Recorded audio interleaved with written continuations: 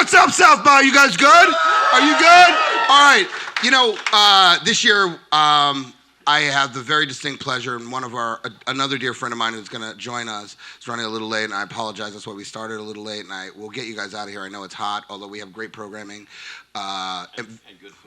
And we have great food. We have Chef Aless, who's Michael, the Loeb's chef from Southampton, and so she also supports the Or Not experience in Southampton. We helicopter people out. Shameless plug again. But who doesn't like helicopters? So, but I think this is interesting for me because I have a chance to interview two people who have had a huge impact on my life. One person who I've known for a long time, and then somebody who I just met who's had equal if not greater impact in my life. First of all, starting with telling me, I said, what would you do if you were me? He said, I would quit. So I quit my job. What he didn't tell me was it's really broke when you quit. Like there's not a lot of, I was like, wow, this is amazing. I quit. Then I was like, oh shit, I quit. So, but Michael, why don't you, I can tell some more stories, but why don't you just tell people who you are so they know who you are? Yeah. I'm Katie's dad. All right, so next question, which is actually the only important thing to say.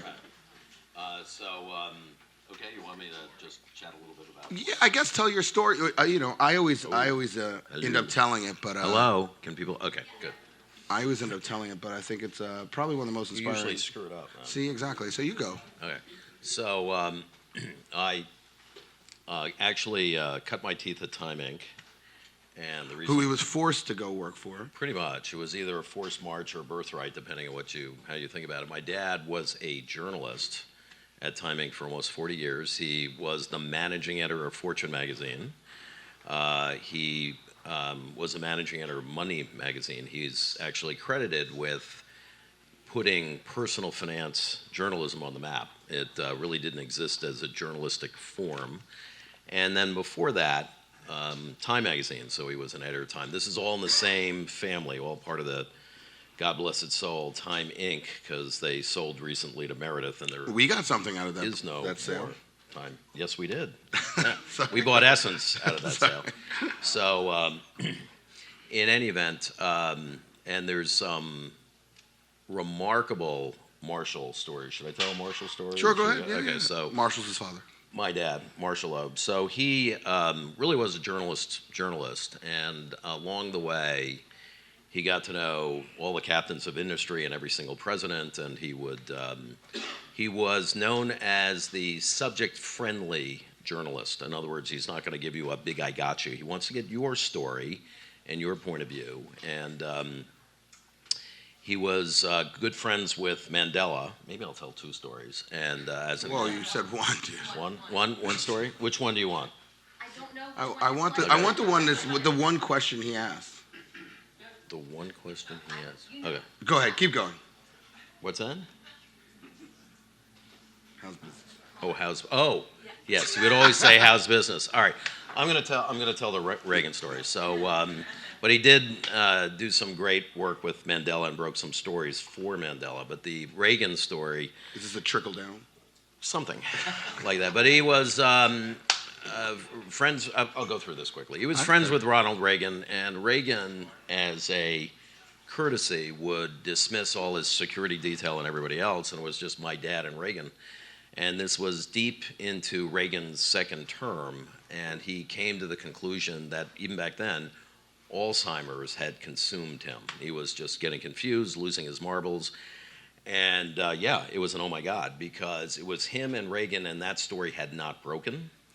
But the problem is, if you turn back the clock to that period of time, the world was kind of like it is now, but a very fragile place. It was Gorbachev turned down that wall, communism had just crumbled, and he was now the most important, Reagan was now the most important man in the entire world, at least politically speaking, and nobody really knew what the outcome was going to be in some of these countries, and were it to be widely known that the most important man in the world had lost it, that could be very, very destabilizing. So he had this choice, this decision, which is, do I be true to my craft, right? Do I be a journalist, or do I be a patriot?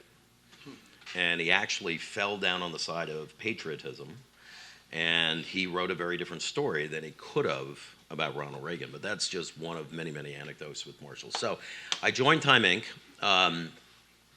not on the journalist side. I didn't have the talent for that, so I joined on the business side, rose through the ranks of Sports Illustrated very quickly. Great place to work. Every Olympics, every Super Bowl, everything, lots of fun. And we're giving away a football phone later. Signed football. He didn't tell you. He owns the patent to the sneaker and the football phone, which he created. I am the inventor of the football, and I got the patent to prove it. Oh shit, I fucked up.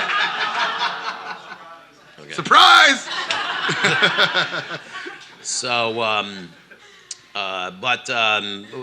launched SI for Kids, had something to do with making the swimsuit issue as kind of important part of the franchise as it is today.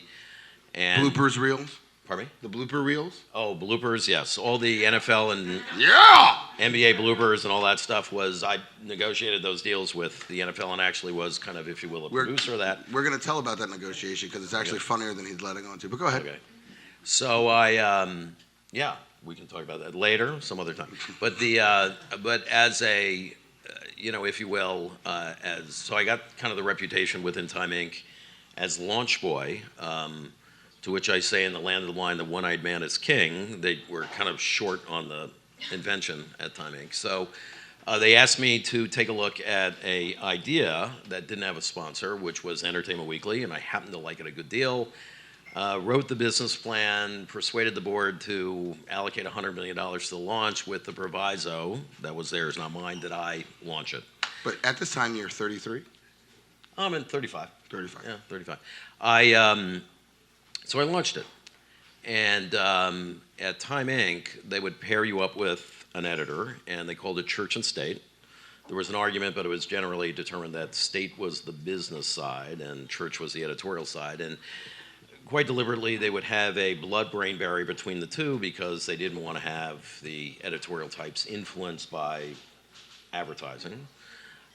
So they would insulate them for that so they could, tell the truth, tell the story, and not worry about the consequence of that. And the editor they paired me up with was a very smart and talented guy, but his view of Entertainment Weekly was about poetry, right? And poetry's fine, except that, not literally, but poetry books, very effete stuff. The last name is Weekly. You're not going to get over the fixed variable divide unless you get to a circulation size of at least 1 million, and you were not about to do that if you were one part the Atlantic and the other part the New Yorker. So we were both shown the door. So I was fired from Time Inc., and it was a rather noisy firing. I got ink in all the New York papers, including the Post, which is not the first time I got. No? Stop with that? Okay. So. We're going to talk about that, Katie. No, I'm just going to talk about that. Then I kind of had a choice, which was try to go back into media, work for a big company, except but you weren't going to get hired. I wasn't going to get hired. I was kind of toxic waste, and so decided that I'm going to start the company outside of Time Inc. that I wanted to start inside of Time Inc. That you were told was not a good idea. Told many times it was not a good idea. And the idea was that I thought subscription marketing at the time was really dumb because it was one subscription at a time, and it would slowly drip out, and you would get chased by a bunch of renewal notices followed by bills, which is the Mondelez business, right? It's the product business, right? It's the product business as opposed to a service business. Or continuity. So, the American Express card doesn't ask you once a year if you want to renew. It just, you just renew. And if you want to unrenew, you have to take an action. And in the trade, they call these negative option and positive option, with positive option having to take an action, and negative option you don't, and it keeps on going. So the power of that was as soon as you took inertia and moved it from your mortal enemy, do nothing, to your best friend, do nothing, and the relationship is sustained, the time on file or lifetime value tripled. So it was a very, very powerful thing. this as a theory existed in the magazine, but was known not to work, right? And it was known not to work because everybody was marketing from the outside in, not the inside out. They were the magazine asking for the credit card and not the credit card asking for the magazine. And the difference is magazines are generally highly promoted, often with what we call a risk-free offer, which is try it and you like it, then pay for it. But if I'm going to, in the context of that, ask for your credit card, it's going to fail, right? So when we went from the credit card out instead of, the magazine in, reversing that point of view, all of a sudden it worked. And we quite literally spun up magazine programs with every single big credit card company. And then we went to other places where credit cards existed.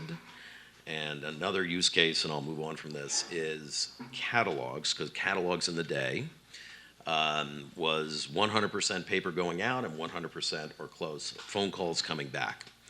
And the owner of Golfsmith would send out a bunch of catalogs, and they would get a bunch of phone calls, and they wanted a bespoke center because everybody picking up the phone really had to know golf, right?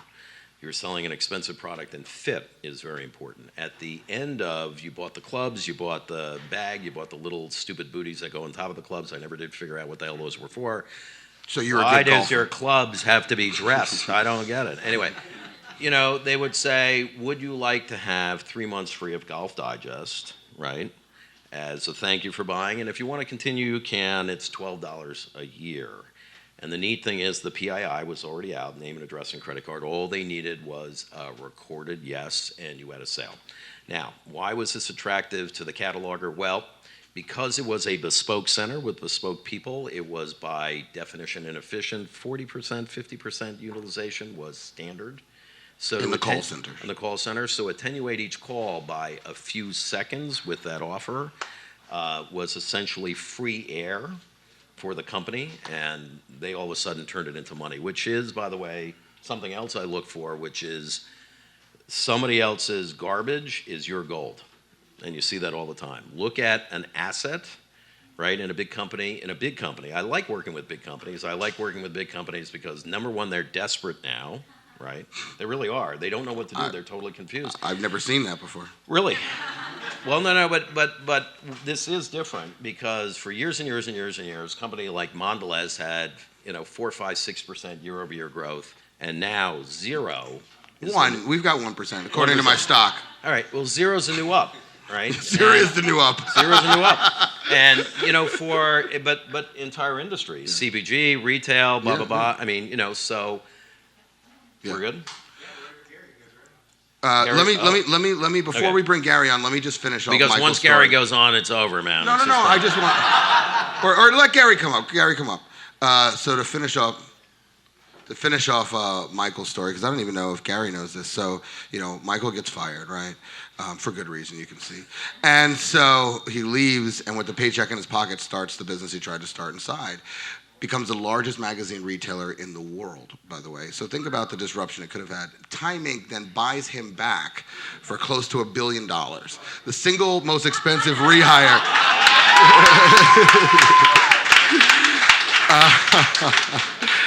At the same time, he incubated a tiny company called Priceline. So he was 50% owner of Priceline when it went public.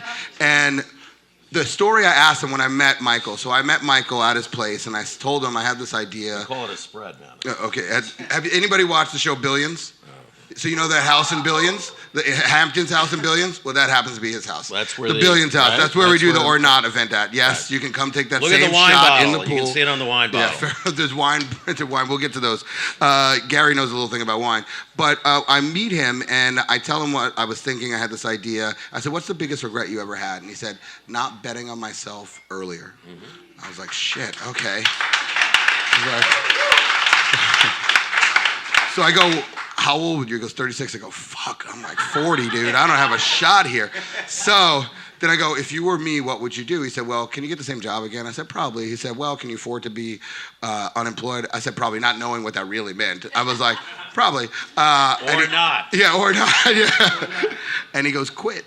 And so literally, I decided that I was going to quit. And 3 months later, I quit Mondelez to go chase a dream. I ended up running into a different business that we actually worked on together, and it got sold to Unilever for a little under $1 billion. So that was a good year.